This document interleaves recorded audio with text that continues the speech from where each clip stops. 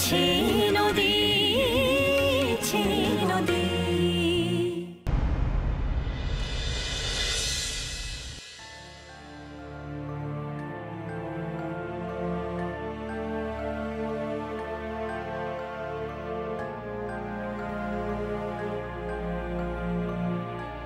শুনছো?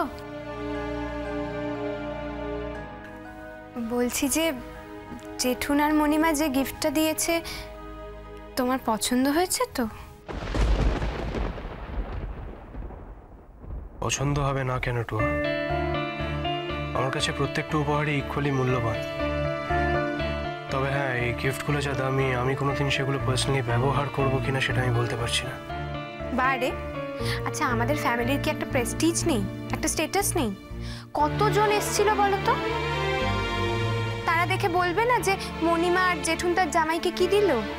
আচ্ছা টুয়া, গিফট তো যাকে দেওয়া হয় তার পছন্দ হলো কিনা সেটাই ইম্পর্টেন্ট। গিফট তো নিশ্চয়ই অন্য কাউকে দেখানোর জন্য দেওয়া হয় না, তাই না? আচ্ছা বিক্রম, তুমি একটা সহজ ব্যাপারকে এভাবে জটিল কেন করে দাও বলো তো? আমি তো ভালো মন নিয়ে তোমাকে জিজ্ঞেস করতে এসেছিলাম, আর তুমি যাকে আমার একটা অদ্ভুত অস্বস্তি হচ্ছে টুয়া। আমার জন্য এতগুলো টাকা খরচা করা হলো। আচ্ছা বিক্রম, তুমি আমাকে একটা কথা বলো তো, তোমার ওপর টাকা খরচা করবে না তো কার ওপর করবে? যতই আমি জেঠুন আর মণিমা বলি, আসলে তো আমি ওদের মেয়ে, আর সেই অর্থে তুমি ওদের জামাই, একমাত্র জামাই। ওদের যা আছে সে সবই তো তোমার আর আমার।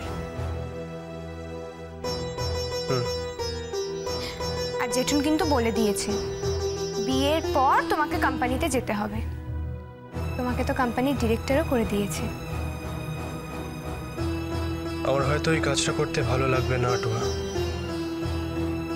আরে বাবা, এতে কাজের কি আছে? কয়েকজন লোক তোমার আন্ডারে কাজ করবে আর তুমি তাদের দেখাশোনা করবে।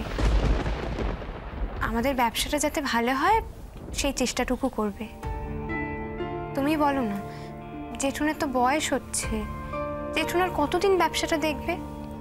জেঠুনেরও তো ছুটির দরকার, বলো। আমি তো তোমাকে বললাম টুয়া, এই কাজটা আমার ভালো লাগে না। স্যার আমাকে জোর করে ডিরেক্টর বানিয়ে দিয়েছেন ঠিকই, আমি কিন্তু সেটা হতে চাইনি। আমি ওনাকে বারণ করেছিলাম, উনি আমার কথা না শুনে প্রায় জোর করেই আমাকে ডিরেক্টর বানিয়ে দিয়েছেন। আমি কিন্তু সত্যি ব্যবসার কিছু বুঝি না। আচ্ছা তাহলে তুমি কি করবে? বিক্রম, প্রত্যেকটা মানুষকেই তো কিছু না কিছু করতে হয়। তুমি বলো না, তোমার কি ভালো লাগবে বাড়িতে বসে থাকতে? দেখো, আমি কিন্তু টাকা পয়সার কথা বলছি না,